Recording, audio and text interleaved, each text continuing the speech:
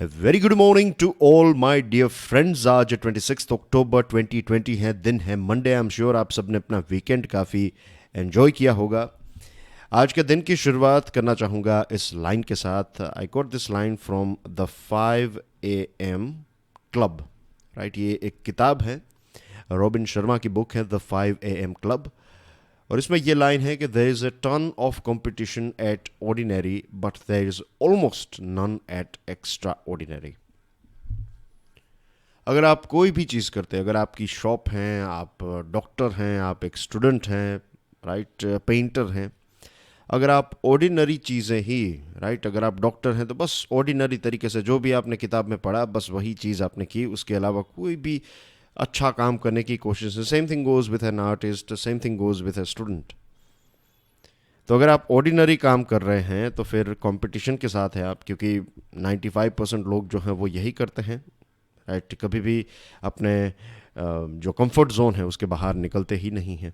लेकिन अगर आप थोड़े एफर्ट्स एक्स्ट्रा डालें, जो भी करें उसको बेस्ट करने की कोशिश करें, तो आप इस कैटेगरी में आ जाएंगे, एक्स्ट्रा ऑर्डिनरी की कैटेगरी में.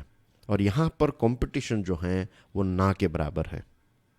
Think about it. इसी के साथ डियर फ्रेंड्स, आज लास्ट डे है. 26 October 2020 is the last day for this Navratri cell.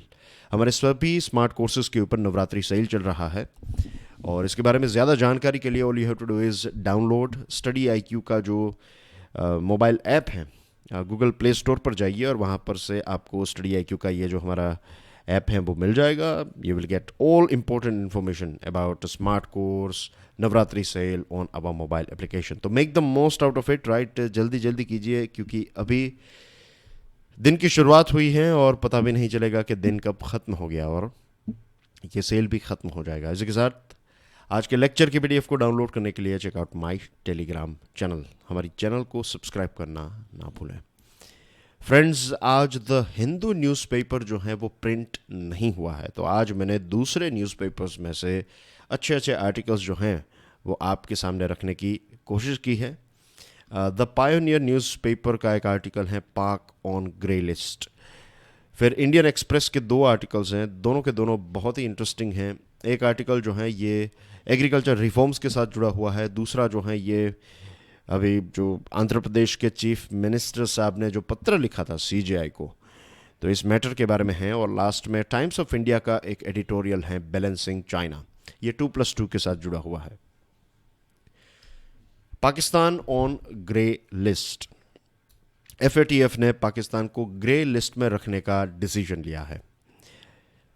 FATF यानी कि फाइनेंशियल एक्शन टास्क फोर्स, ये क्या काम करती है? FATF का जो मेन काम है वो ये है कि मनी लॉन्ड्रिंग.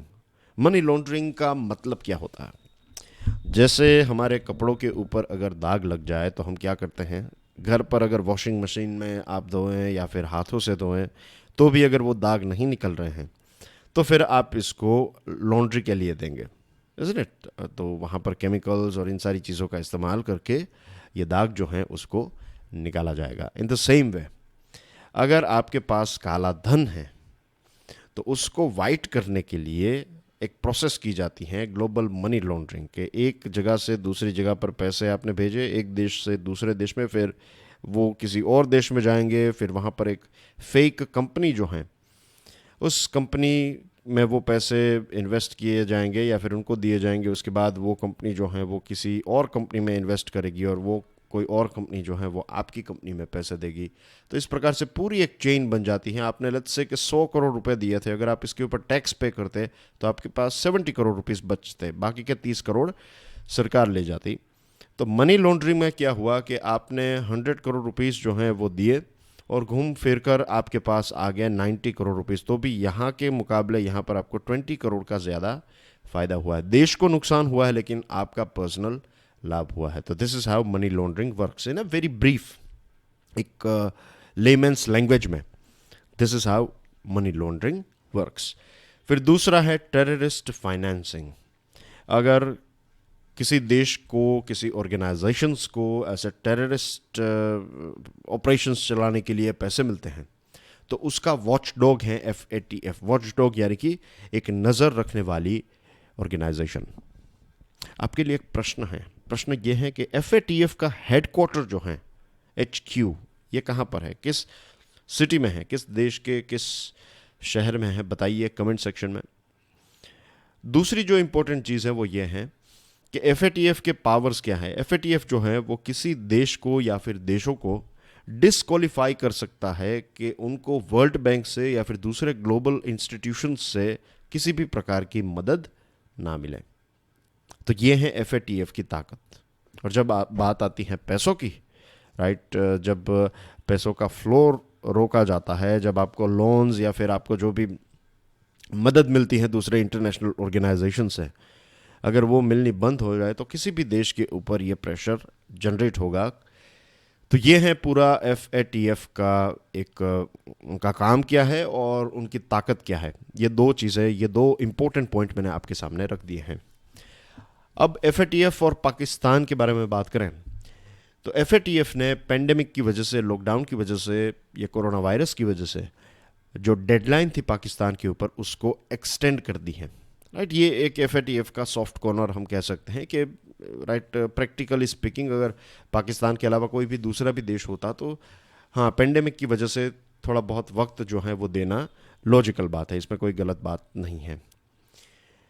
FATF ने लास्ट टाइम पाकिस्तान को 27 एक्शन पॉइंट्स दिए थे कि ये 27 पॉइंट्स हैं जिनके ऊपर आपको काम करना है। ये सारे के सारे में हमें चाहिए एक टिक मार्क कि सारी चीज़ें आपने फॉलो की है। अब 6 ऐसे की मार्कर्स हैं जिसके ऊपर पाकिस्तान ने किसी भी प्रकार का ऐसा कोई ख़ास कदम या फिर ख़ास रिजल्ट्स जो हैं वो प्रोड्यूस नहीं किए हैं। अब दिखाने के लिए पाकिस्तान हर बार क्या करता है, टोकन कंप्लायंस, कि जस्ट दिखाने के लिए, जस्ट जो हमने दिन की शुरुआत की आज ऑर्डिनरी और एक्स्ट्रा ऑर्डिनरी से, तो what Pakistan will do is just do ordinary things, right, कि जस्ट उनका नाम ले लिया, कि बता दिया कि ये टेररिस्ट ऑर्गेनाइजेशन है। और लास्ट टाइम उनका जो एक लिस्ट आया था, अगस्त की बात है, अगस्त 2020 की, तो उसमें 88 ऐसे टेरर ग्रुप्स और उनके लीडर्स के ऊपर फाइनेंशियल सैंक्शंस लगाए थे पाकिस्तान ने। इसमें हाफिज़ सईद भी शामिल हैं, इसमें मसूद अज़हर भी शामिल हैं, इसमें दाऊद इब्राहिम भी शामिल हैं। लेकिन क्या इनके खिलाफ कोई ऐसी एक्शन ली गई, कोई ऐसी चीज़ जिससे हमें लगे कि जेन्युइनली पाकिस्तान ने कुछ कदम उठाया है? The answer is no. देखिए, अगर आप मसूद अज़हर और हाफिज़ सईद जो हैं उनकी ऑर्गेनाइजेशंस को बैन करेंगे तो क्या उनको, हमें पूरी दुनिया को नहीं पता कि वो एक नई आउटफिट जमात उद दावा जो है तो उसका कोई और नाम रख देंगे और नई एक ऑर्गेनाइजेशन खोल देंगे? हर किसी को पता है कि हाफिज़ ने या फिर अज़हर ने एक नई ऑफिस या फिर एक नई ऑर्गेनाइजेशन, एक नया ऑर्गेनाइजेशन खोल लिया है। सारे पैसे जो हैं फिर उस ऑर्गेनाइजेशन में आएंगे। 2-3-5 साल के बाद उसका नाम जब दुनिया के सामने आएगा तब फिर से आप उसके ऊपर कुछ एक्शन लेंगे, फिर से वो नई एक ऑर्गेनाइजेशन खोल देंगे। फिर जब ऐसा लगता है कि बाहर की कोई एजेंसी आकर इन दोनों को मार देगी तो फिर उनको जेल में भेजा जाता है। अब हमारे देश में कुछ ऐसे रीजनल डॉन्स जो होते हैं, किसी एक एरिया का कोई ऐसा डॉन है तो उस व्यक्ति को भी सारी फैसिलिटी हमारे देश की जेल में, बहुत सारी, हर जेल में नहीं ऑफ कोर्स, लेकिन कुछ ऐसी जेल्स हैं जहाँ पर ये सारी फैसिलिटीज़ उनको मिल जाती हैं। तो हाफिज़ सईद, मसूद अज़हर जैसे लोग जो हैं, क्या उनको सारी फैसिलिटीज़ नहीं मिलती है? Of course, right. जो भी लग्जरीज़ हमें हमारे घर में चाहिए, जो भी चीज़ें उनको अपना काम करने के लिए चाहिए, ये सारी चीज़ें ऐसे लोगों को प्रोवाइड की जाती हैं।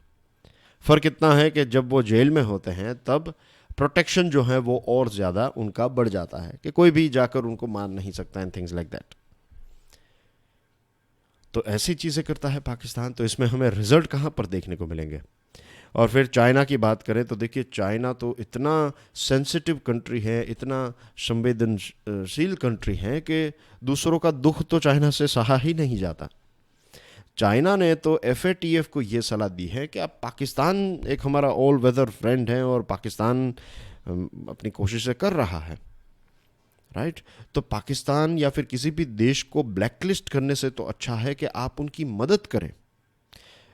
ये मुझे पता नहीं कि ये चाइना के शब्द हैं या मदर टेरेसा के।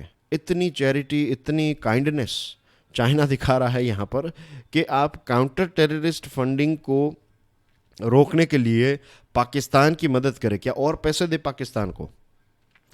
तो बॉटम लाइन ये है कि भारत को, मीन्स हम समझते ही हैं, लेकिन ये चीज़ एक क्लियर हो चुकी है, हम सबके लिए भी ये क्लैरिटी है कि FATF जो है फ़िलहाल ऐसा कोई ख़ास एक्शन नहीं ले पा रहा है, फर्स्ट थिंग।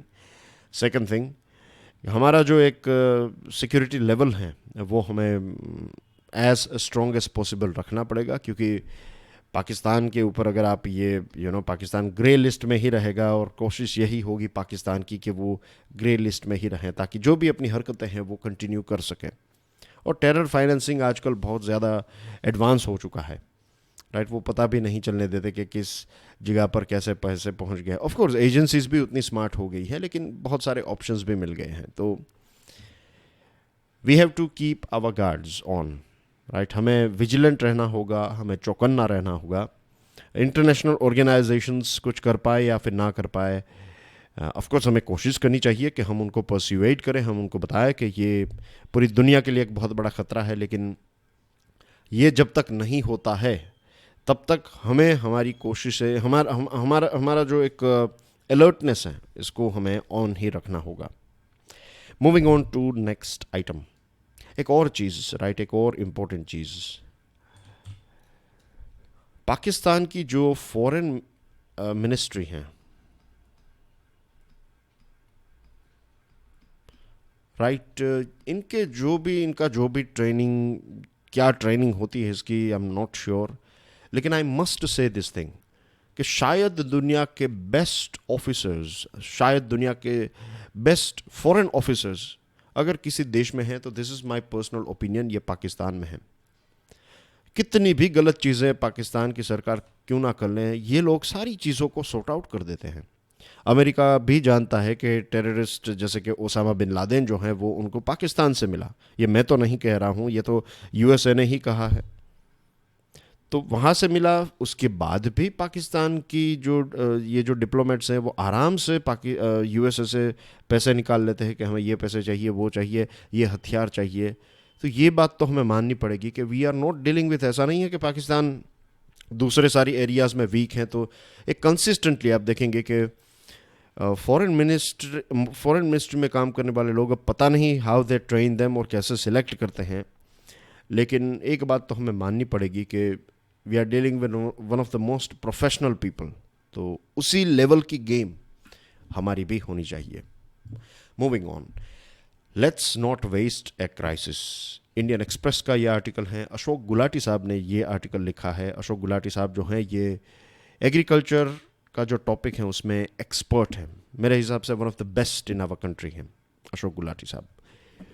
तो ये आर्टिकल है कि जो पंजाब में अभी कुछ टाइम पहले ही पंजाब ने फार्म बिल्स पास किए हैं, और ये जो फार्म बिल्स हैं उसका पीछे ये जो कुछ उन्होंने लॉज पास किए हैं उसके पीछे मेन रीज़न ये है कि सेंट्रल गवर्नमेंट के जो फार्म बिल्स हैं उनको नलीफाई करना, कि उसको पंजाब में इम्प्लीमेंटेशन की जगह ना मिला या फिर पंजाब में वो इम्प्लीमेंट ना हो पाए। इसको लेकर ये 3 बिल्स पंजाब सरकार ने पास किए हैं। ये बताया जाता है कि अब राजस्थान की सरकार और छत्तीसगढ़ की सरकार, जहां पर कांग्रेस का शासन है, तो ये दोनों स्टेट्स भी ऐसे कुछ बिल्स पास करेंगे।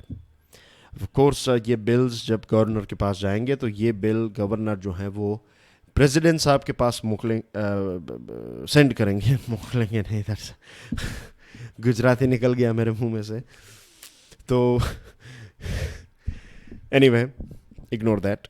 तो प्रेसिडेंट के पास वो भेजेंगे, और of course we know it कि प्रेसिडेंट साहब जो हैं वो इसके ऊपर साइन नहीं करेंगे। ऐसा मुझे लगता है कि ऑफ कोर्स साइन इसके ऊपर नहीं हो, तो प्रेसिडेंट से तो एक ग्रीन सिग्नल नहीं मिलेगा। यहाँ पर एक बड़ा प्रश्न जो पूछा है अशोक गुलाटी साहब ने हमारे सामने जो रखा है, दैट इज़ कि क्या ये इकोनॉमिक्स के साथ जुड़ा हुआ टॉपिक है या फिर पॉलिटिक्स के साथ जुड़ा हुआ।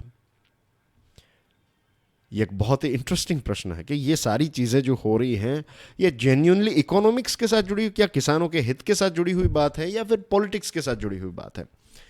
तो लेट मी क्लैरिफाई, कोई भी डाउट ना रहे, 90% पॉलिटिक्स है इसमें। और 10% आप इसमें इकोनॉमिक्स है, ऐसा कह सकते हैं, राइट। 90% पॉलिटिक्स है। अब क्यों? पंजाब का ये जो फार्म बिल है उसमें ये है कि आप गेहूं और चावल, ये दो प्रोडक्ट्स, राइट, वीट और पैडी जो हैं, इसको आप मिनिमम सपोर्ट प्राइस से कम दाम में नहीं खरीद सकते, राइट। ये एपीएमसी के बाहर भी आप नहीं खरीद सकते। प्राइवेट प्लेयर्स जो हैं वो गेहूं और चावल को, मैं इसलिए इसको रिपीट कर रहा हूं क्योंकि ये बहुत ही इंपॉर्टेंट है।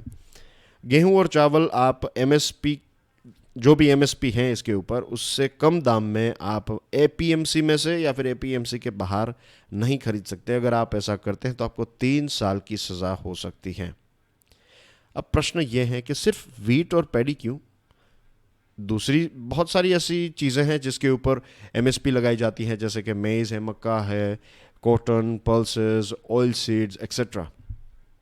और आप एक मिल्क और वेजिटेबल्स के ऊपर भी एमएसपी लगा दीजिए, लोकल आपके राज्य की MSP. This is the reason कि यहाँ पर हर एक आइटम को कवर नहीं किया गया, सिर्फ वीट और पैडी की बात हो रही है।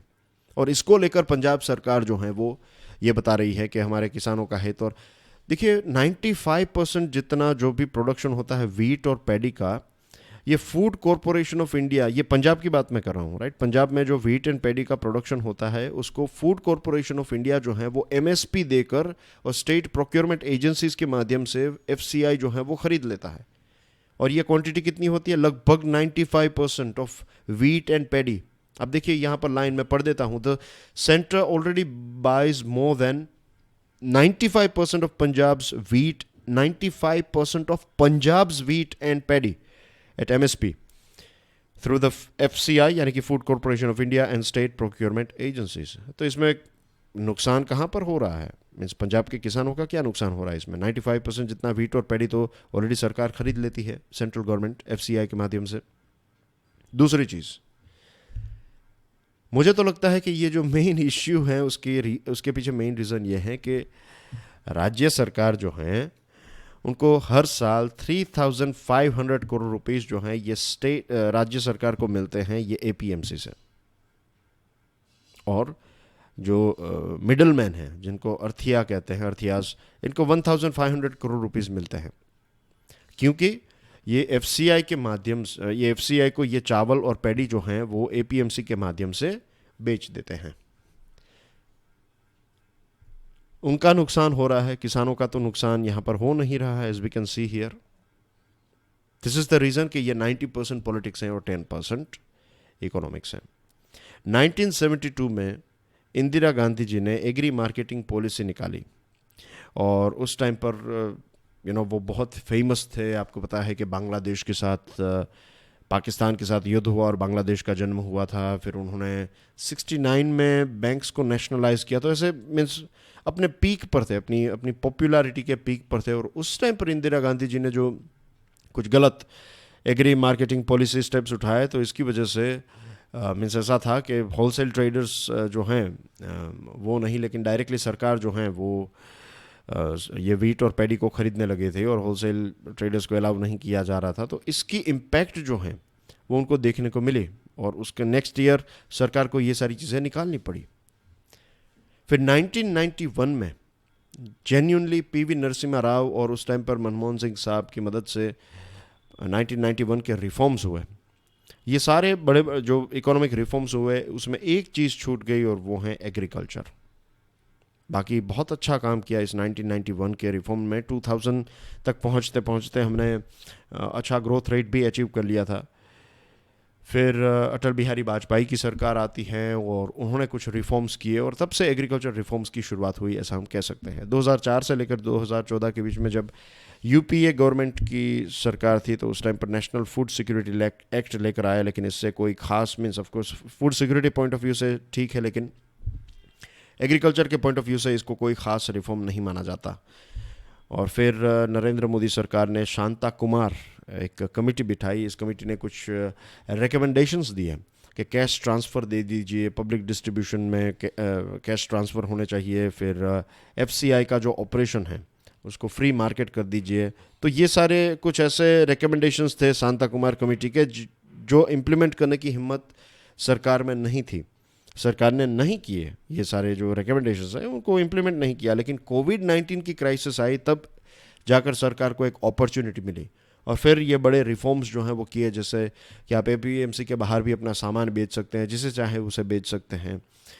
तो ये जो कोविड-19 क्राइसिस के टाइम पर एग्रीकल्चर में जो रिफॉर्म्स किए हैं, ये 1991 में जो दूसरे सेक्टर्स को जो खोला गया जिसको हम कहते हैं एलपीजी, यानी कि लिबरलाइजेशन, प्राइवेटाइजेशन, ग्लोबलाइजेशन, तो ये जितने बड़े रिफॉर्म्स थे इकोनॉमी के लिए, उतना ही बड़ा रिफॉर्म जो है ये फ़िलहाल जो रिफॉर्म्स अभी सरकार ने किए, सेंट्रल गवर्नमेंट ने, ये एग्रीकल्चर के लिए 1991 वाला मोमेंट है।